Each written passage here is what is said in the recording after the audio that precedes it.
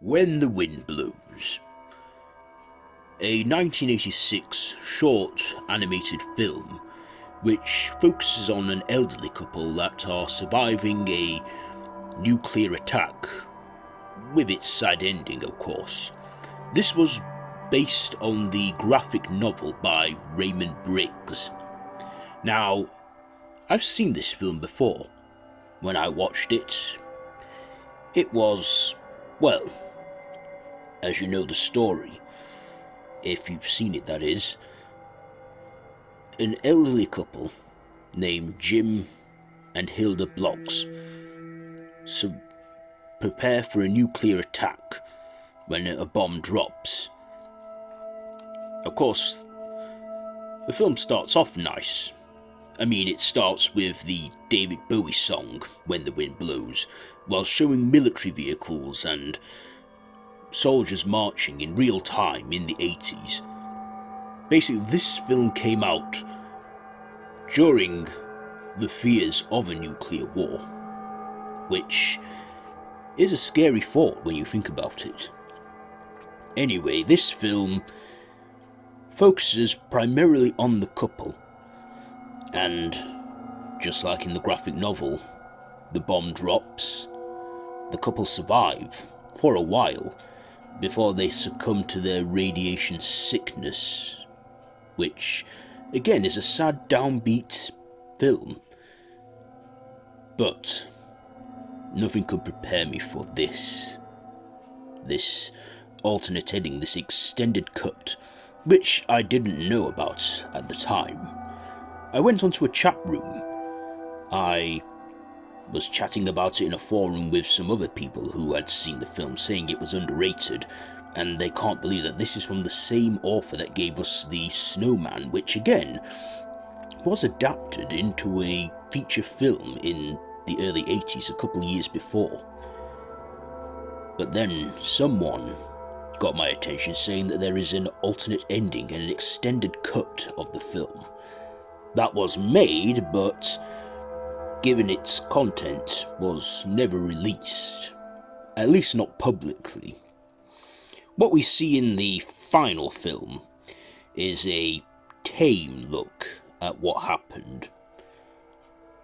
Anyway, this user sent me the link, and I clicked on it, and what I saw was basically the same film. It opened the same, with the David Bowie song playing whilst showing newsreels of military vehicles and, of course, soldiers marching, and the film starting the way it did when I saw the original cut. But of course, the story followed. They are preparing for what could be a nuclear war. Of course, they're alerted about it 3 days before, but they think it's very unlikely to happen.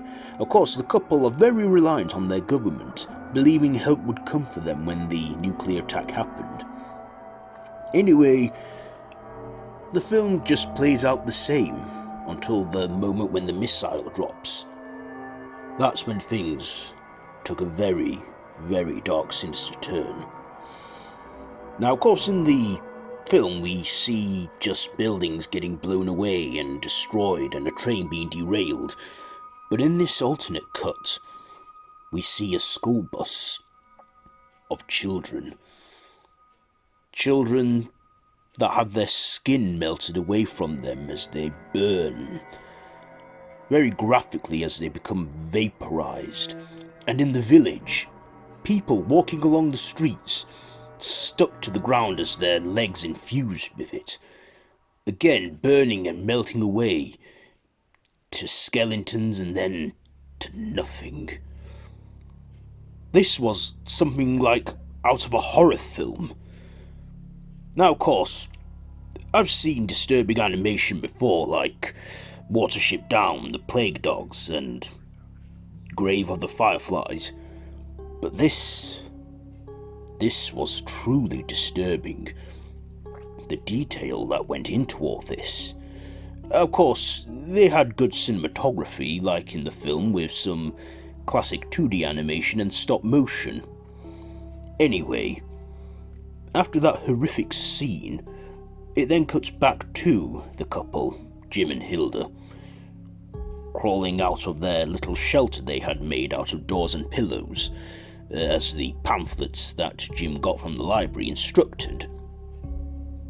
But of course, when they came out, Hilda was insistent that she cleans up, hoping as well that help would arrive. And Jim, calling her a stupid bitch beforehand, telling her help will arrive. It will arrive. Confident that the government has not left anyone unharmed. But then, Jim hears a voice, a very faint voice. Hilda cannot hear it, but he hears one voice saying, "Why are you sentencing your wife to death?" Jim wondering what the hell was going on, thinking this is just his imagination, hallucinating from the horrors that had happened. About a week passes.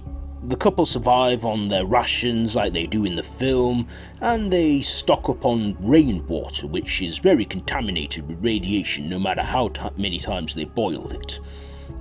Their water supply cut off, their food rationings running low. At this point, Jim and Hilda decided to go out into the village, hoping that there were other people that had survived, but they didn't. They found just remains of humans, rat carcasses, the couple even collecting rat carcasses to feed on. For a while they lived on it, till they ventured out again. This time they stumble across a house with a family all burnt to a crisp, but still had flesh on them. The family of four, a husband, a wife, their 2 children.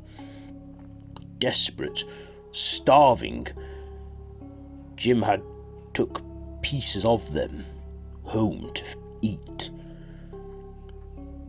keeping them alive that little bit longer.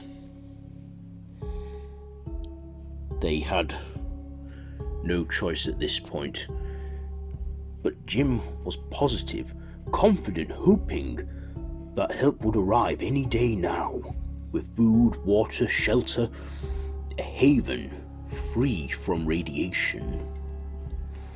But of course, with the sun being blocked out from the dust particles and the clouds, and of course, the couple both being sick, succumbing to their illness, at this point looking skeletal, with radiation burns all over them and cancer sores, Hilda then asks Jim, "Do you think Ron's okay?" Their son in the film, who he phones and warns about it, but they don't pay much attention. But then, all of a sudden, we cut to a scene of Ron and his family, all laid on a bed, huddled up together, like they had all been exposed to radiation. Their bodies melted and moulded together. A horrific image of that showing of them dead, of course. Before cutting back to Jim and Hilda, Jim assures her that Ron's probably fine and safe. Then, of course, Hilda starts vomiting blood and her hair begins to fall out as their radiation sickness does not get any better. Then Jim hears that voice again, saying, "Why are you letting your wife suffer?" Jim then, at this point, just loses it. The couple both look directly at the camera as if they're breaking the fourth wall, looking directly at me. Then Jim, of course, goes to the garden shed, what's left of it, and picks up a rifle. He then cocks it and puts it at the back of Hilda's head, He then says to her, "Why don't you recite the Lord's Prayer?"